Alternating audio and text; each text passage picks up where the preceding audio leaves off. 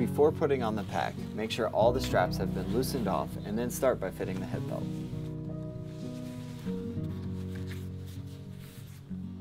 Position the middle of the hip belt onto the center of your hip bone, called your iliac crest.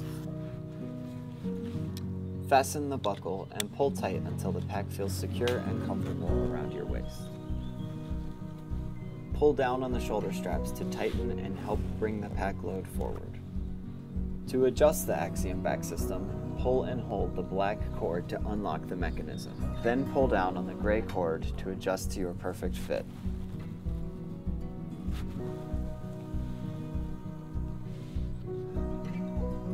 Pull down on the top tensioners. Tightening these straps will help take some pressure off your shoulders. Finally, adjust the chest strap to the right position, clip in the buckle, and pull tight.